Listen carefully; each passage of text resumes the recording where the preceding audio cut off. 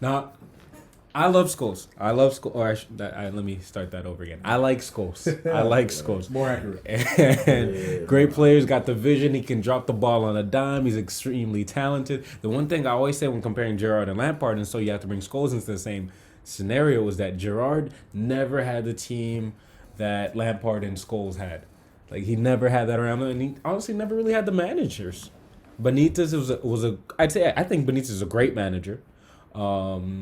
And then Houllier and Hodgson, etc. But Rodgers are good managers. Roy Hodgson actually is quite underrated.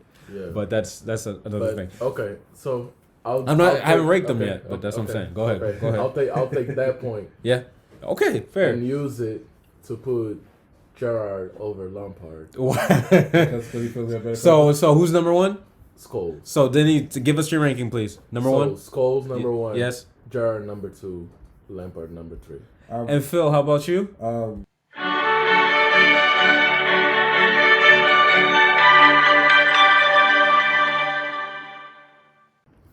This is a Seiko Creative Sonar Projections production. Enjoy.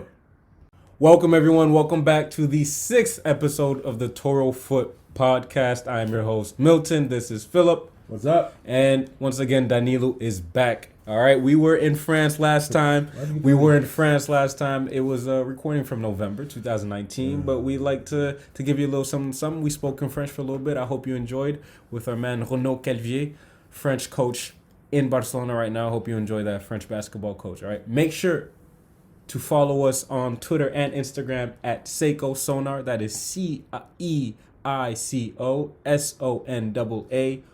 So CEICOSONAAR. And you can follow me as well at MRSeiko. That's MRCEICO. And of course, we can finally announce the grand opening of the ToroFoot website. That is ToroFoot.com. Check it out. It's a lot of fun. We got articles on absolutely everything from analysis, observation, to training, to man management. Check it out. Share, like, subscribe, everything. Love it. So that's Instagram, YouTube, Twitter, Castbox. We've added that as well. Brand new. Coming to the platform soon. So be excited. Be prepared. We coming for y'all. Enjoy. And so, we're going to jump right into it. Danilo, this was your topic. Yes, you wanted to get into it. Yes, Premier sir. League, Liverpool's dominance. And you're right, we have not talked about Liverpool anywhere near enough, really. Yeah. The most dominant team in the world right now, or at the highest levels anyway. And just killing it. Even though they are rarely going to that next gear. Really saw it with Salzburg. They went up a gear a little bit. Against Manchester City, they went up a gear for that second Salzburg game. But otherwise, they haven't really... That first Salzburg game was fun to watch. It was fun, but... Very fun to watch.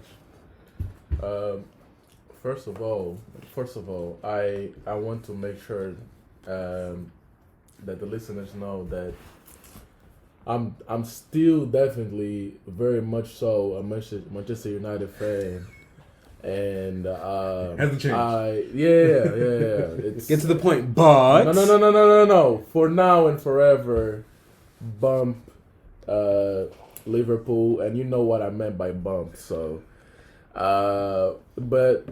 Get him out of here.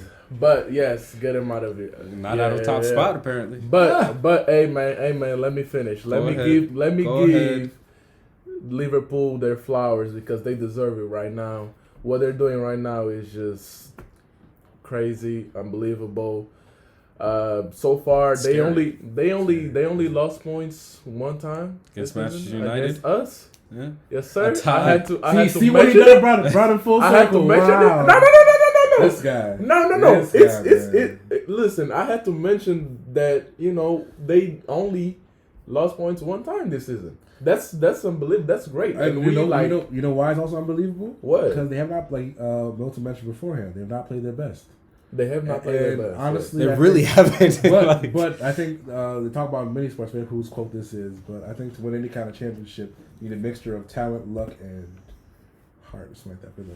The mixture of it has. I like it. Yeah. Talent, luck, and heart sounds Because about right. You need it. You need it because I think You it's. do. I think what they've been comparing them a lot to the Invincibles. The Invincibles, even And Chelsea with Mourinho, the first season, go round. 29-1. I don't know.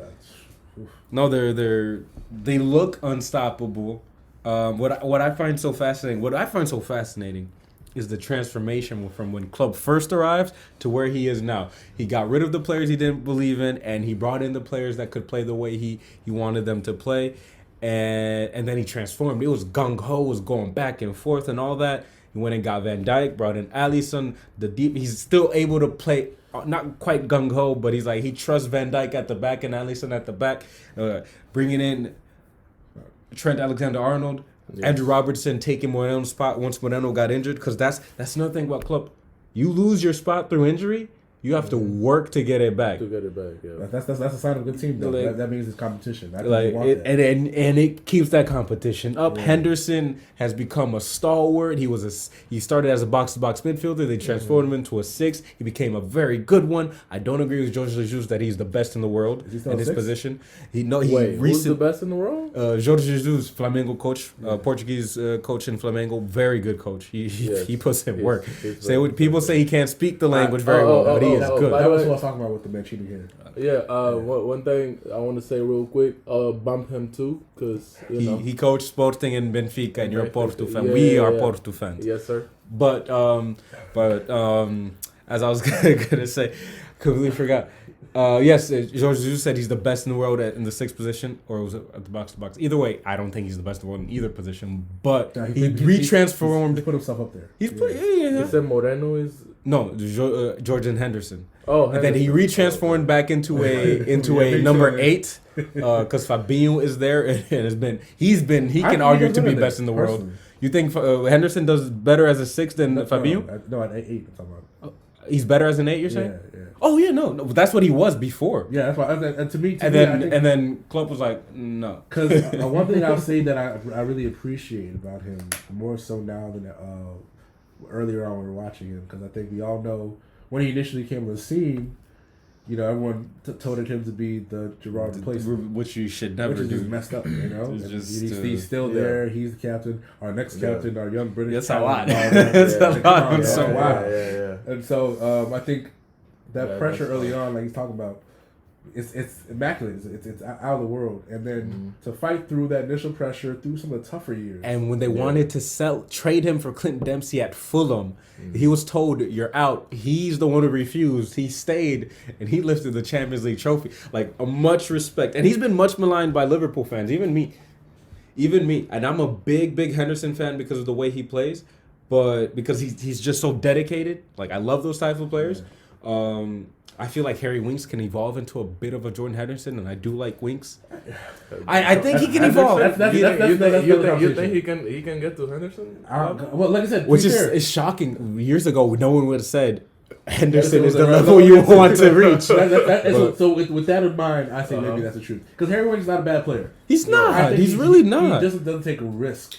And that may be some of the I think he's I think he can grow. So I like that. Isn't that the main, like, difference between good and above? I'll say risk is something that kids do when you're coming up, and then it kind of transitions into being like taking smart risk. Because as a kid, you take any risk possible. Well, when you're growing up, but in football, in life too, but definitely football. But I do think when you get a little older, I use Ronaldo as an example. Okay. Young Ronaldo from Sporting to Man U. When did he not take risks? Think about the way he moved the ball, right? Yeah. Right. It's transitioned so much compared to all these flips and tricks he used to do. And we all enjoyed it. Yeah. It wasn't the best way to get from point A to point goal. B. So now he, like, when he moved to Madrid, he's like, look, I can do it every now and then, but I know what I'm trying to get to. And then he cut it almost completely out. No, not really, but it was. But the difference in how. But you're right. Yeah. Like, the evolution, like, he was a bag of tricks. So it's knowing. So I think a younger version, which is gonna be Hazard, who a lot of those movements and his infamous one of sittings that let it down, and that when we played them. Now get him himself. He's more less tricks and more so just weaving. So Harry Winks can evolve to that, but I honestly, Liverpool, the fullbacks are high and wide. They have the 3 forwards who dovetail absolutely magnificently. Firmino checking in, Salah and Mane we're working outside inverted wingers almost, but really more inside forwards and outside in. There you go. And then they actually push up more. Mane comes inside. Sometimes become a bit of a playmaker. That started when Coutinho was already there. Sometimes he goes farther up ahead of Firmino. You have Wijnaldum that makes runs past. You have Alex Oxlade-Chamberlain makes runs past. Naby Keita getting in on the goals. It is ridiculous. And I always didn't think people were like, oh, they've got depth. And I was like, do they?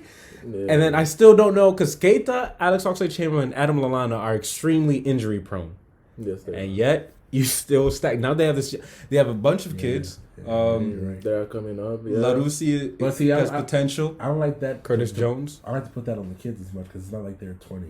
They're all like 16 to 18. They're young. This Harvey Elliott boy, really young. Ooh, he looks like to be honest, like even that I still like the same. I like. You gotta wait. Go ahead. But just like the way we see, everything in my mind is how Freddie do. Don't put him in too young. I think you see the harshness in that. I don't think any kid is getting into that Liverpool team right now. And that's my thing. So I mean, Bobby Duncan if left. you're gradually building, like even we have some at Chelsea, I like they try to build up a little bit. I see them everywhere. But even some of the ones you see in the bigger clubs, it's a bit you throw them in too quick, without help. Well, Odegaard. Odegaard wasn't really thrown in. That's the thing. Hachim Mastor. He wasn't really thrown in either. Odegaard, Odegaard is doing turning around. Yeah, he's doing fantastic. He wasn't thrown in though. They just didn't have a plan for him. Yeah, but still, like that's what I'm talking about. They just like, hey, figure it out. No, they bought him, put him in Castilla, and then they sent him. I mean, maybe they did have a plan. Maybe this is actually part of the plan. I think the plan formed later on. But my point being that I like them to kind of incubate the kids, let them grow before you actually start using them regularly. But okay, go ahead. Like one thing that I wanted to say about Klopp. Man, I'm giving too much props to these people, but the way he handled the Coutinho transfer, comeback. A lot of people would think that that would just completely wreck a team. I sure did. Yeah, wreck a team. But he came back like strong, and now Champions League, about to win the Premier League. I mean, he's probably used to it. We gotta give props. Patience, bro. But also losing Mario Götze to your biggest rivals, losing players to your biggest rivals, I think he got used to it. That's gotta hurt. But that one is like he had a plan, which I did like. So I think the idea of having a plan to move forward is kind of the best way to kind of have it. But the issue is not all clubs have that, as you and I both know. Yes, exactly. But going from Liverpool's dominance in the men's league, let's go to Liverpool's failings. Opposites in the women's league. They are the winless in 11 games. I think only 3 ties. They've only scored 3 goals in 11 games. They're at the bottom of the women's league. I wouldn't say opposites is the right word though. It's pretty bad. They're excelling. It's pretty bad. But it's pretty bad. But champions relegation. Yeah, like they're getting relegated. Yeah, but that is not the Liverpool is not the main concern of this. Sam Kerr. We got to mention Sam Kerr. Sam Kerr has gone over to Chelsea. Very, very exciting. People, of course, are making the comment, oh, it's going to be Sam Kerr versus Miedema, Arsenal versus Chelsea, or Chelsea versus Arsenal, and it's both London clubs. They're all in the top 3. They're chasing. Kerr has yet to score. I think she's playing their second game. Chelsea played today and won. Was it 6-1? 6-1 against Bristol. 6-1. And Bristol's not a bad team. Oh well. I didn't. I don't know. I think it men's. That's what I'm saying. No, I'm thinking they're. I mean, they might be struggling as well. But what's so fascinating is the women's league is so hype right now. Bristol is actually not that great, but it's so hype right now. But it's not just America. It's not just Australia. It's not just England. Got France as well. That's been there. Olympique Lyon, probably still the best team in the world. It is, although a few teams are out there really pushing it. It is really, really exciting. And then you got to mention the players: Fran Kirby. You have Beth Mead. I'm talking about Arsenal or Miedema, but Miedema and Kerr. I'm big fans of those two. But yeah, Fran Kirby for Chelsea. a few others, and England, of course, Bethany, England, and those are the big ones I personally know. Although I do like Anita Asante, not just because of the name. She's a beast. She is. She's a beast. She is. No, but women's game is super exciting right now. It is super exciting right now. I wouldn't mind seeing a few more. I wouldn't mind seeing a couple American players, a few more American players go out and leave. You've seen Alex Morgan go to Lyon. I wouldn't mind them not go to Lyon. She came back, but like Lyon's already stacked as it is. Yeah. I wouldn't mind them not going to Lyon because I saw Lyon men dominate 7 years in a row in France. I don't need the women's to continue to do the same. I would love for more integration in all the leagues. Honestly, I think that brings more. Also need more money. And that I was gonna say that's the bigger part about it because you're not gonna go somewhere and not get paid. Australian Women's League have been missing matches partially because of the wildfire. You know, they haven't been able to get on fields and things like that. But I'm not sure if the men's have been struggling the same way. I can't honestly say anything about that. For you right now, what teams would you say are the must watch? Chelsea, Arsenal, Manchester City, Lyon. I would say Manchester United just created a team, so that's always fascinating. That's more of a watch and see how they can do more so than. Man, we're winning, bro. They haven't been doing better. Hey, look, doing better than So they just created the Liverpool. I think Real Madrid. No, I'd say Barcelona would be one to watch. AS Roma has been around for a while, so they're fun to watch as well. And Juventus, of course, is dominating in both leagues. So, speaking of which, they're dominating more in the women's than they are in the men's. But in the men's, they are back at it again. But before we get to them, I do have my heart is in Rome. All right, I'm an AS Roma fan since Daniele De Rossi, Francesco Totti, Alberto Aquilani, Matteo Brighi, Perotto. Since back. Well, that's not that bad. That's not that bad. That's not. Yeah, you're right. As soon as I said, it, I was like, Aquilani. He was when he went to Liverpool. I was excited, but not sure. Like, oh, he's going to a new league. He could be something. I wanted him to stay in Rome. It hurt me when he left, but AS Roma. I think Paulo Fonseca. And check out this article on ToroFoot.com. Plug. All right, we just talked about him. Paulo Fonseca, Portuguese coach, formerly of Shakhtar. Portuguese coaches are all over the world, very underrated, very gifted, very talented, and many of them didn't play at the highest level. So those that believe that coaches need to be former great players to coach, you're wrong. But Roma has struggled with injuries, and yet I believe they're fourth or fifth place. I think it's fifth place. They've been doing well. They're defensively solid. They refound the stability that they lost last year. I'm basically quoting the article I wrote, but it's very fascinating. It sounds great. I definitely read it myself. No, and they seems like the club is backing him. Roma is very exciting. Atalanta with Gianpiero Gasperini is older guy, but very modern. He's older but modern, and they are attractive playing. Alexandre Papu Gomez. For a few seasons. Papu Gomez has been fantastic for about forever. Love the guy. He can really ball out. I feel like he should have gotten more love for his national team. And Lazio, of course. I'm a Roma fan, but I still got to praise Lazio. Ciro Immobile. You don't have Squad, bro. They've got Jordan Lukaku, the little brother of Romelu. Milinkovic-Savic. He's still there somehow. Guy. Good for them. Hey, summer, bro. Not you. We'll probably get to that, but probably not. I really hope not. Why would he want to? Why not? Why would he want to? Anyways, let's keep it back to City. Lazio doing a great job. Let's give praise to Mobile because he had some down seasons, and I thought he was out. Who, Lukaku? No, Mobile because for a while, when he went to Germany, for a while, Torino's striker Andrea Belotti was threatening to take his place as a starting. He was looking like for Italy. He's like a battering ram. Belotti, I want him to leave Torino. I think he can play. I was thinking of going to England, but probably not. I don't know where it would be the great. I don't see if he went to England, we won the mid-table team. I'd want him to go to Chelsea, honestly, but he'd be too expensive. Not Chelsea, sorry. He's Tottenham. No. He's probably 24, 25. Wait, but Belotti? Really? He looks old as hell. He does. Is he really 24? 26. 26. I said 24, 25, 26. Sorry, he's 26. He just turned 26. I mean, I like him. I like what I saw. Probably Tottenham, but we'll get to what transfer targets are needed for certain teams. But Lazio, they're doing good. I'm happy for them. But I think that the tough part you're seeing is the challenge for that Scudetto because going between Inter and Juve, I'm really impressed at how close it's been.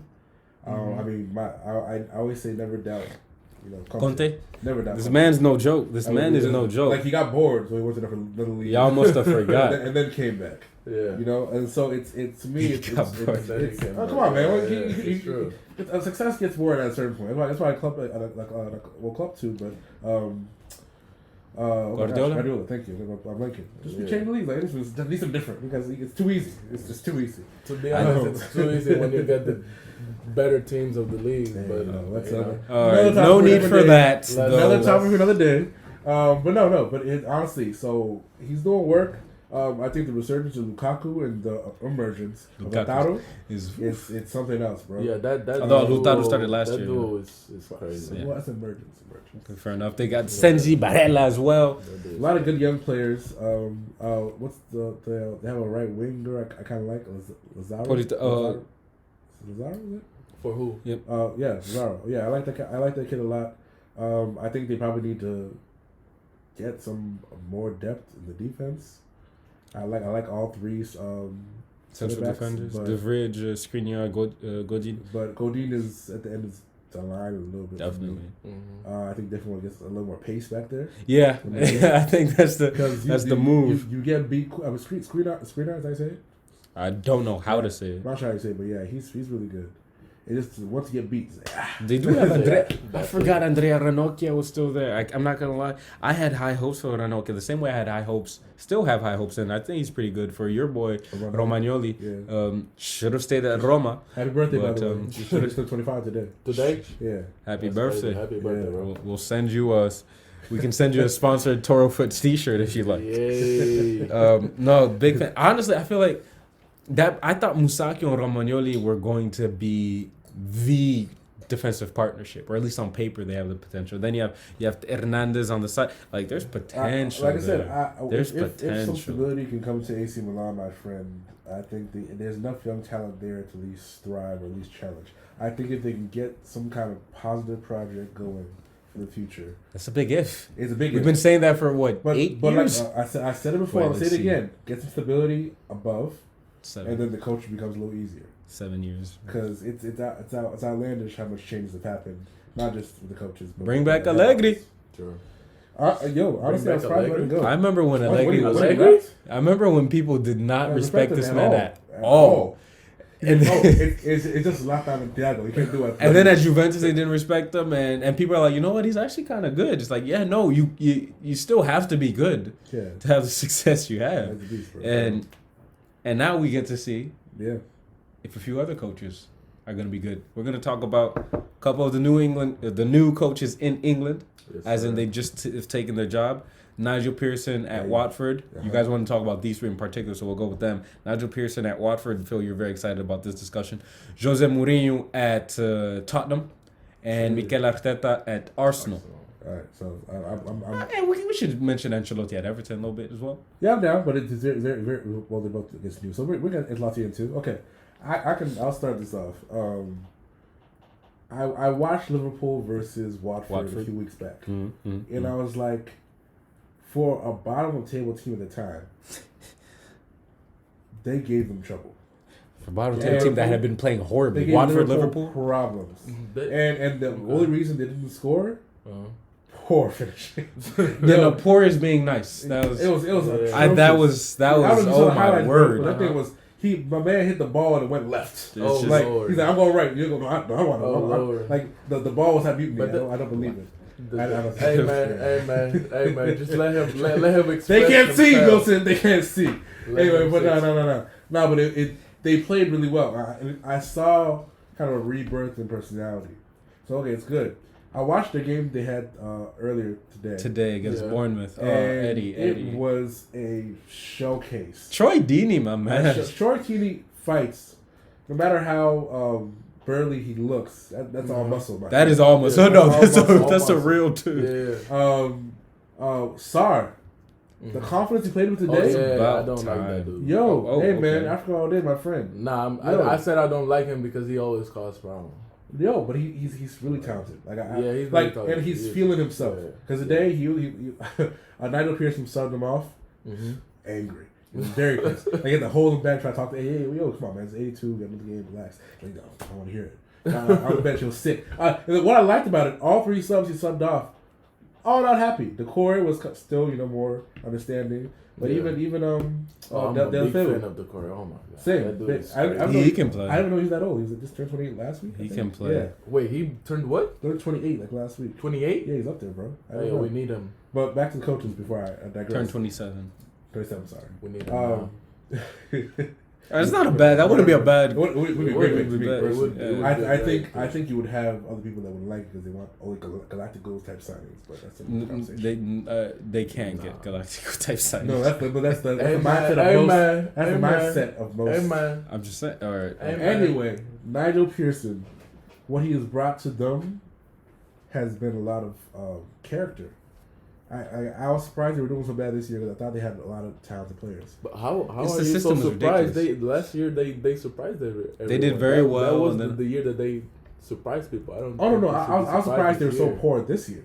Oh yeah. I Yeah. was surprised that they were That poor was- this year. I was Okay. shocked. So was I. So seeing what he could kind of reinvigorate them and the confidence they have playing with them. They're more compact in defense It's now. not, and confidence also, but as Ben Foster said when he first started, we just needed someone to stick a rocket up us, and it looked like it. It looked like it. Like, and Nigel Pearson will do that. I mean, they have players. Ben Foster. They have players. Fantastic players. Fantastic. They have players. And so his mindset, what he's doing, he's very smart in how he plays the game, organizes the game. I think he's gonna, hopefully, especially if the board backs him, which I think they will, since he just brought him back up. He already got the fans won over, taking him out of the regulation. So. Yeah. Relegation, so wow. Relegation. So that's one. Arteta, I'm very curious to see. Yeah, me too. I like him a lot. Actually, I'm gonna pause. I'm talking a little too much. I'll let you guys go. Timon, what do you think? I mean, with Arteta, I think it's more like the Lampard, Solskjaer type feeling. Yeah. Well, Legend of the club. I see yes and no, because think about it though. Yeah. Lampard, it says Derby, and then Chelsea. Solskjaer, Cardiff. Derby. That's sorry. I'm sorry. Solskjaer, Cardiff, Molde, and then United. Yeah. He hasn't had a real coaching job. Sorry, he's been a coach. He hasn't had a manager. Head coach. He's never been a head coach. Never been a head coach, never been a manager. But he's in the tutelage of a Guardiola. So I was thinking about R.I.P. And learn from Wenger. Tito Villanova. Yes. R.I.P. I love that guy. I was really, really glad to see what he did when Guardiola left. So think about that. And then continue your point. No, I definitely see what you're saying, but at the same time, I see what the board in Arsenal were trying to do because they were trash. They were like, listen. Plainly put. I mean, trash for a big team because they are still in the top 5, right? Top 10. No, but ideally they're the top 6 that we come to know. Yes. Yeah. So they were performing poorly. Yeah. For their standards, even, which is crazy because their standards is trash too. The standard is 4th. That's what it is. I feel like they should be above United, but they're not. But it's ridiculous. Huh? Go ahead, continue. Did you say I'll sorry? finish. I'll say it after you. I'll say it after you. Anyways. I feel like Arteta is going to bring up the spark. Yeah. Because none of the 2 previous. I mean. No. Yeah. Neither of them. Yeah. Last 3, and that includes Wenger. I'm sorry. True. It wasn't. Well, like I said, the same reason Thierry Henry left. The same reason Robin Brent. Well, Fred Percy had other issues as well, but Fred Percy left. I think you start seeing that longevity is good to an extent. Yeah. I think, honestly, besides Alex Ferguson, there's actually one other coach like in Austria or some other European country who's actually still coaching to this day, like about the same time, 20 years, that still has that kind of success. That doesn't happen as much for a reason. Because sometimes you want to hear a new voice. Sometimes you need new players. So I think you have to know when to quit. That's the tough part. Okay. But I agree. I think it's a good positive change. I think Arteta, to me, is going to bring a whole new culture. And I think that's what he focused on that when he came in. He talked about a lot of his press conferences. because I think they have the quality, they have the mindset, but the culture has to be something else. Milton, I want to know your thoughts on Mourinho. On Mourinho, well, first of all, let me just say Nigel Pearson. I'm sorry, Nigel Pearson, doing a great job. Classic old school English manager. And looking good for him. Yeah. Enjoying it. Watford has a lot of players I enjoy. So at the same time, it'd be nice for them to stay up, but it would also be interesting to see some of these players somewhere else if they were to be relegated. Some of them, yeah. Arteta, he reminds me of Guardiola so much. He does have that. I feel like he's a little bit more reserved. No, angry. He's a little bit more. He's a little bit colder, almost than Guardiola. Like less distant but colder. His face is scarier. Like he's more. It's like it's something funny like that. But I think he's got quality. I still feel that Arsenal squad is underrated. I feel like they are underperforming. Underperforming. But people are saying like they're bad and these players can do better. They can do better, but not all of them. They do need a central defender and a true six. Yeah, David Luiz wasn't a good pick. And let me just say that the sixes I think they could actually go for before I move on to Mourinho and Ancelotti. The sixes I think they could go for would be, I don't have it saved. There you go. So you have marvelous Nakamba of Aston Villa. Could be moving into that position. Luka Toussaint of Lyon, maybe. Okay. This one you can't get. Thomas Partey of Atletico Madrid. It's not happening. Yeah, it's not going to happen. Calvin Phillips of Leeds United. And he works for Bielsa, so he'd be able to transition very well into the system, but would he have the discipline? Franck Kessié at AC Milan, he might have to adjust his positioning. But the one to go for, and you might like this or hate it, William Carvalho. The Portuguese of Real Betis. Oh, go for it. But they should have gotten him before he went to Real Betis. But go for him. That's what I'm saying. He'd have to adjust positioning. But I think they need mobility. And again, look at Henderson. Look at Touré. Players that can be adjusted into positioning. But looking to Mourinho, I did not think it was a great signing. I don't know if I was in the minority or the majority when I said that. When I believed that Mourinho and Tottenham wouldn't be the perfect fit. Also, check out the article on that on ToroFoot.com. Hey, man, and especially what was it, 3-4 year contract? Are they really expecting this? I'm not buying into the. That's always more physical. That's for money. He's signed, yeah, but that's for money, like to protect each other. They're protecting each other. That's just good business. But can Mourinho go back to this? I'm not really. People are like, oh, so. Do you buy this new Mourinho? I'm like, this isn't really a new Mourinho. I think he's learned, but that passion is still there. That vindictiveness is still there. That a lot of things are still there. I think ESPN FC someone referred to him as Captain Deflecto. That was a little disrespectful. I don't want this to become a name that goes around. So we said it once, not saying it again. I thought it was disrespectful, but he does do it, and it's understandable. It's a smart way to do it. But I'd say.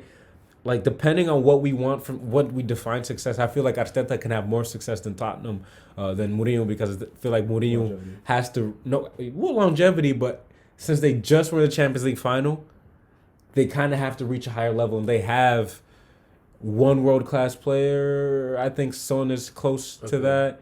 Since they just went there. But that was under old management, right? I know you want to get higher. So I think silverware... Not higher, but back to that position. I think silverware is, the first goal they have. Any kind of silverware. Yes. That's number one. And then afterwards, I think you got to give him time to build his own team, too. Because he can't... it's like... But what does time mean? It's Mourinho. That's the thing.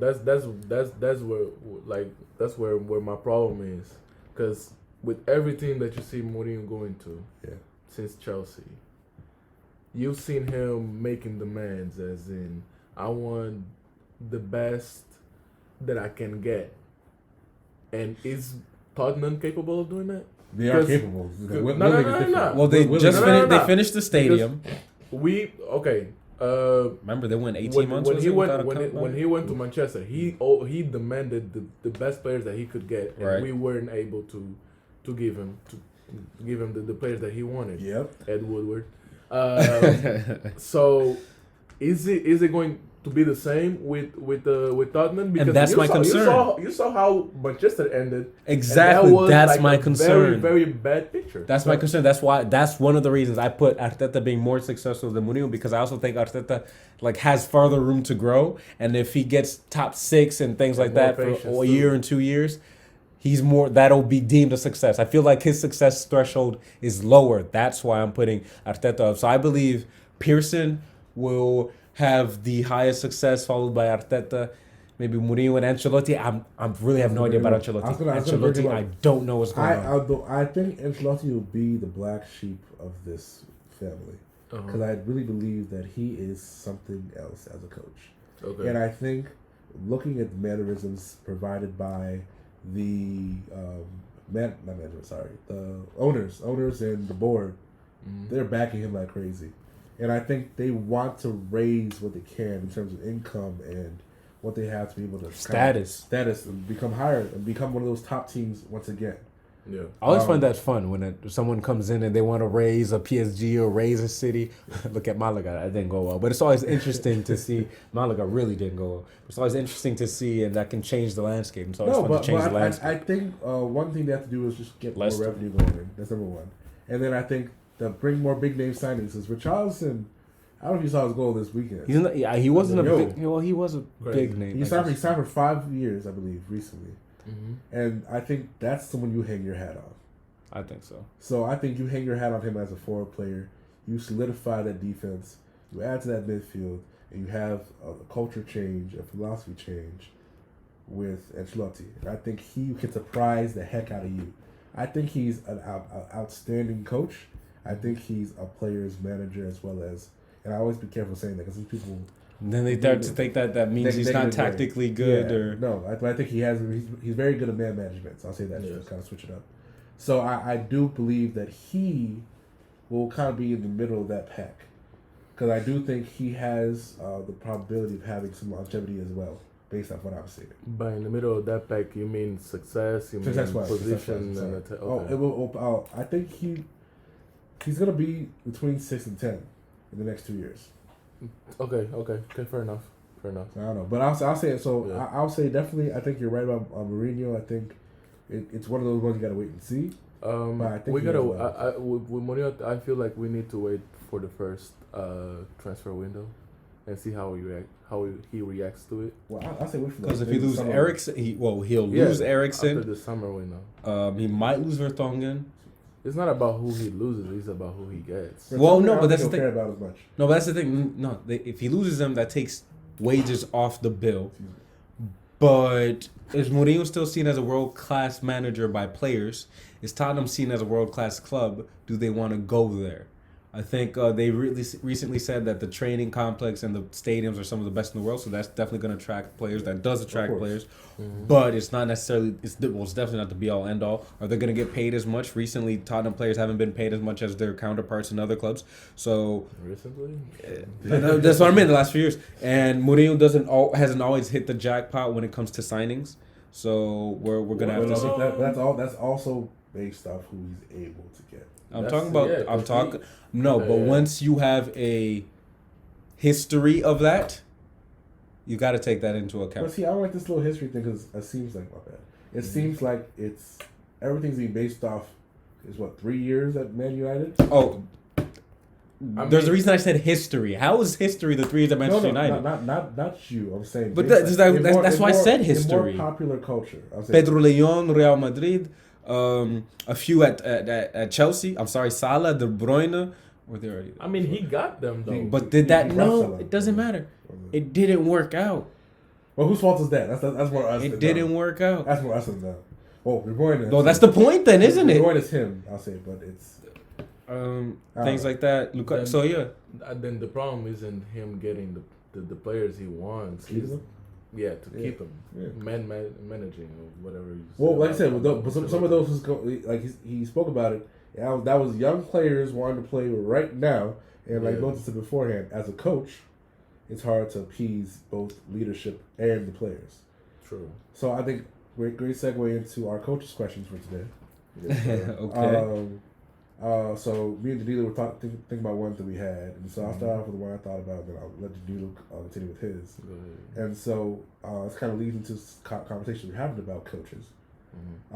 So what is more important in creating a culture or a style of play for your team? Now I know they can't be synonymous, but I do think there's enough of a difference that I kind of want to get your take on that. I'm gonna go with culture. I'm gonna go with culture with barely any thought because I've been in the situation of I always try to instill a culture because people have baggage. Like everyone has baggage, positive or negative, but just the way you act, the way you are, even technical baggage. Like if you always do a certain move, thinking of a particular player right now, but you always do a certain move, that is a part of baggage, and you might want to get them out of the habit. And so culture might be arriving late, arriving on time, letting coach know you're there, jogging in, running in, making certain efforts, working a little bit harder, being compact. So and they do merge together simply, but like they do. But I feel like based on the style of play I would want to have that I haven't always been able to apply. But there even doesn't matter what style of play, there's a certain connected line. Like you want to stay compact, you want to work hard, things like that. I'm trying to look at my bases to look at all the teams I've had because I've had some very technically gifted teams and some less technically gifted teams, and all of them I've been trying to. No, it happens. It's not trying to take a shot at any club or team or player. So really, it goes down to respect, working hard, teamwork, and having audacity, like having that daring, being willing to be individualistic at the same time, being willing to try some. Taking risk, yes. Hey, look, I'll say it like this. My first year as a coach, first cup win. Actually, during the year, we're doing futsal. We're put into futsal because we were younger kids. And I saw a kid do I can't remember the word. I'm just going to... Rainbow? Yeah, rainbow twice in a row against the same player, and we were all just like, "Wow!" Same player, and I was just like, on him, it was unnecessary. We throwing hands, bro. It was unnecessary, but it was brilliant. What you doing, bro? What we doing here, bro? And that same kid in the cup final, like we needed a win to win it. Like the club had been in the final a couple years in a row and had never won, and I got there and I got lucky enough to have a great group of kids and great scenarios and everything. He scored from about halfway off a volley. And we won. It was a smaller pitch. And this was outdoor. This one was outdoor. The first one was futsal. This was outdoor, and we won it off that goal. It's like being willing to have that audacity. So I'm gonna say culture. I'm gonna say culture because culture will bleed into style of play, and I don't think you can have a style of play without having the culture. Now, the reason I put these two down is that I was curious, and I'm thinking about how things have been going on around the league. And I think. At the youth level, it's kind of easier, I think, in terms of creating culture. I think you're given a little more time, and I'll be wrong. Correct if I'm wrong. I think provide a little more time based off because it's not as urgent, I would say, to win. I think you want to win, but it's not as urgent because what you also said is that the idea of what you're doing as a youth coach, and I think we talked about was Miroslav Klose beforehand. Is educating. And so that has to be something we focus on. So I think in the professionals, the first team, you have time to create culture always. I think you want to create culture, but it's hard to. Okay, that's interesting. Because I think we easiest culture to think about the top teams: Real Madrid, Barcelona, Man United. You know, we think about those top teams. Let's say Juve even. Juventus is a great example. Do you want to put Bayern in there too? Yeah. Well, it depends on where you're going. I don't know where you're going with this. Well, I'll put Bayern in there because I think it continues. So, based off that, you see what the culture is. We have to succeed. We have to have this. I'm coming here. I know I'm going to win. Yeah. So we're trying to push it forward, and also since this is the standard we have, how do we reach the standard?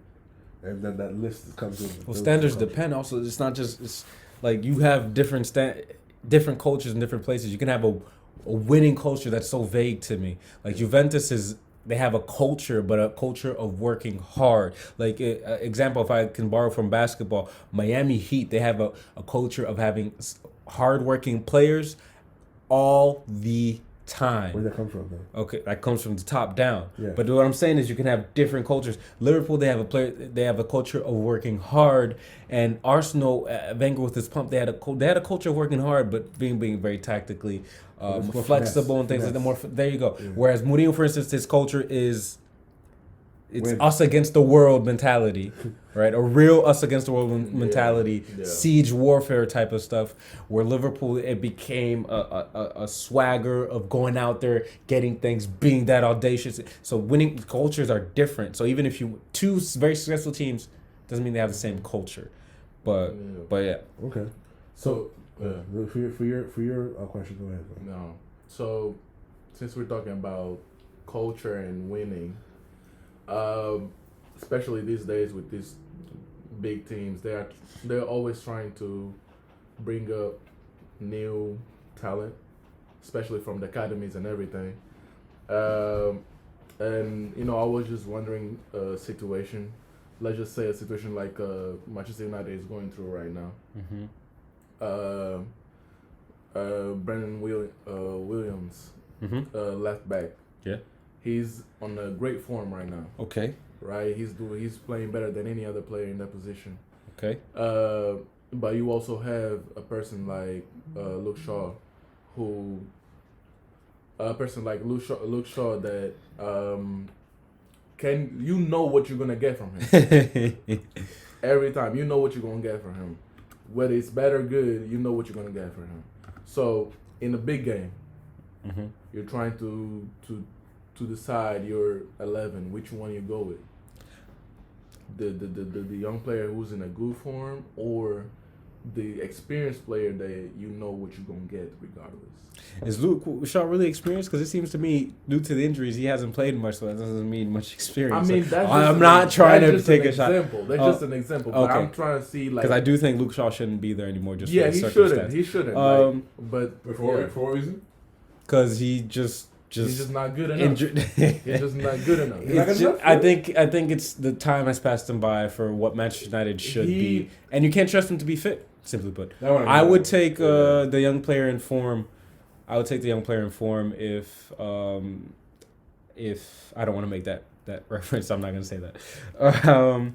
If he's in form, I'm going to take him in form.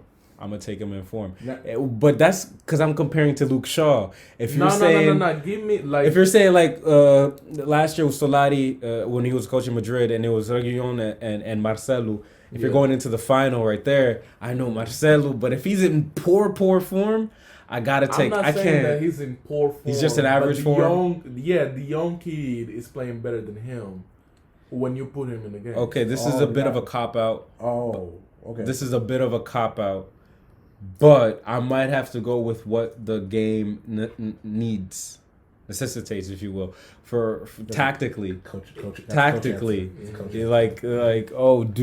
is one more? It's basically your question is if you have the exact same player, they have the exact same player, like they have the same qualities, but the younger one is playing better, and the older one, if he's at his game, he's great, or something like that, or just what he's gonna get, he's gonna be just okay. I'm gonna go with the one who's playing well. I'm I'm gonna ride the hot hand. I'm gonna be like, I believe in you. I trust you. You deserve it. And I have put faith in players and been sorely disappointed. But I do not want to fall into the trap of just every new player I meet. I'm not gonna be able to trust you. So I'm gonna go with the young one. I'm shocked that it's he said Champions League final. Yeah, that's what caught me off guard, because that one is hard to.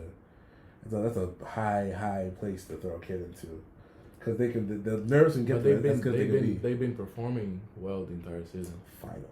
It's like you know. Hey, no, perfect example. I mean, what's his name? Ryan Bertrand, was it, that played left wing for Chelsea? Yeah. In the Champions League final. Did that go well? I'll give you one. Did that go well? I'll give you one. I forget his name. I don't know why hitting keeper. Lourdes Karius. But Phil, we've discussed it so much. He was doing better. He had a better save percentage. Mignolet was making many mistakes. And no. If Mignolet had done that, hold on. If Mignolet had made those mistakes, you would have said Karius was doing better. Why did you put Mignolet in? So in the end, it doesn't matter. Karius had a horrible game. Like, you can't even defend it. But Mignolet wasn't playing well, and he was making mistakes, and Klopp trusted Karius, and I think he would do it again. You have to have that faith. But when people say you should have gone with Mignolet, I promise you, if Mignolet had made those mistakes, they would have been saying you should have gone with Karius. The same way people who said Kane shouldn't have started, they would have been, if they had lost without Kane starting, they would say you should have started Kane. So in the end, sometimes coaches, and I don't mind this personally, but no matter what, you can't win. Though I feel like Poch. Yeah, well, we're not gonna get into it. I love Pochettino. I feel like he shouldn't have started. I think that he'll love the most if he goes there, but hopefully he doesn't. Wow. Speaking of managers that should go places, and the Espanyol rivals, Barca. Yeah, continue. Okay, so we have the fire session. A fire session. Yes. Okay, so I had one for Barca. Okay. Oh, I think I've asked this one already. Okay. Ooh, who would you take? Okay. Go ahead. PK or PO? That's more than easy question for me, to be honest, because I always disrespected PK in my life as most of world class. Aren't we all? No. Like most of world class players have also disrespected him in the big moments. This is a bit much. You know, I will disrespect him now. I mean, not even disrespect him, but like, we disrespect him already. You know, no. Give him the right value, and say that even Puyol injured, coming out of retirement, I will take over PK. Okay, all right. How about you, Phil? Or wait, you gone? I guess you answered last because you asked the question. Yeah, go ahead. Yeah, go ahead. My head initially said PK, but at the same time, I've never been the biggest fan of his either. But he's not as mobile, but he is bigger. He's a better passer. I don't think he's as good as a leader. Puyol, I feel like, is almost more decisive in big moments. This is actually kind of tough. I think PK has been underrated at times and overrated at others. Yes, sir. But I'm gonna have to put my head. My head says I'm gonna have to go with. I don't want to, but I'm gonna go with PK. Okay, great. But no, that's a lie. I'm sorry. If I have to start a team, I'm taking Puyol. Yeah. If I have to start a team, I'm taking Puyol. I just trust him more. Yeah. I believe in him. He raises the team. Who would you take, bro? So I'm thrown off from the disrespect that was happening in this room. Yeah, go ahead. And just because we're on time, I'm going to leave that for our personal conversation. No, go ahead. Yes, sir. No, leave it for personal conversations. Yeah. But I'm going Puyol. But where's the disrespect? Real quick. Where's the disrespect? No. The reason I'm going Puyol is because he offers the captain. But where's the disrespect? Come around. Yeah, no. I disrespected. He offers captaincy as well as just the stout defender. I said he's right. PK that term because that's too much. He's way too much. And then to say a term is overrated, I think everyone has bad spells. That's what I said at times. Yeah, his bad spell. No, but I don't like overrated because I just say. You know what? Can you accept underrated? But why can't you accept overrated? Overrated seems like it's like he was. I don't know. It's fine. Well, this doesn't go longer than I wanted to go. All right. Let's go. We'll talk about it later. It's fine. Okay. How hot is your fire question? It's not. It's medium. All right, you go ahead. Go ahead. All right. So, if these players had to play today, on these games today, okay, this era, I want you to rank them for which one would do best. Okay. Beckham, Zidane, Cedar. Wow. So, would you forget who Beckham is? No, I heard it wrong. I was like, Beckham? Who's Beckham? Wow! You wild. Talk about his accent. I heard it wrong. So, David Beckham, Zinedine Zidane, and Clarence Seedorf. Yeah. which one. I know that Seedorf doesn't have as big of a name as the other ones. No. He's right. He doesn't have as big a name. To you guys. That's what he said. To you guys. I didn't disrespect them. Nah, This is why Nah, just squaring up on everything. You guys threw me off. All right, I'm gonna go with Zidane number 1, Seedorf number 2, and Beckham number 3. Well, to be fair, I feel like Beckham would play a De Bruyne type role, but he's less mobile. Remember he's. That's a lie. Yeah, you're right. Well, Not that much. I'm sorry. He's more mobile. But I don't. This sounds. I feel like De Bruyne has a different footballing mind, is what I will say. Yeah. Yeah. See, I think we're respecting him a little bit because of recency bias. Because Beckham is not. That's why I said bad. different. That Beckham is not bad. No, you know how great he is. But in the style of play, because I don't think he'd have to move infield for me. That's what you're forgetting. He'd have to move infield for me. The game's much quicker now. It's more aggressive. You have to do more tracking back unless you're really like all these things. So he'd have to move infield, and I don't know how. But then I'm assuming that he would come up as a center midfielder. Yeah. So that's the. But De Bruyne already sort of was one, even though he played higher up as well. So I'd go Zidane because Zidane quality. What does he say? Form is temporary, class is permanent. His class is permanent in any world. Big facts. Seedorf had everything. Offensively, defensively. I think he could fit anytime, anywhere. Crazy. Phil, how about you? I'm gonna go Zidane, Seedorf, Beckham, because I agree with Milton. I wasn't going against you. I was adding points. Like you said, Zidane. Come on, man. Yeah. Just that little turn alone. When you see Iniesta, Modric, these players still succeed. David Silva, he can too. Okay, Seedorf. I do not think people understand how nice this guy is. The fact that he everything, he had everything, literally everything. He did. And also he had a cannon of a foot. I think we forget that. Yeah, he has one of the best World Cup goals ever. Is it fair to say Michael Essien is a Seedorf flight? We'll get back to that some other time. I think Seedorf definitely sells more offensively. So I think I don't think Essien had the offensive part. Okay, fair. Well, all right, how about you? Okay. I would put Zidane first. Unfortunately. Yeah. I'm trying to see but what this is like. To be honest, I wanted to at first I went with your what we said, right? But then I thought about it, and I was like, Beckham was too nice. Bro. That is true. That is true. He was really nice. That is true. But you said success. You said success. Yes. I'm talking about him. When I think about him in this era, I think about De Bruyne. Yeah. And maybe, just hear me out, Ozil. Hey, we like it, Ozil. No, I'm just saying the comparison. I don't see it as much.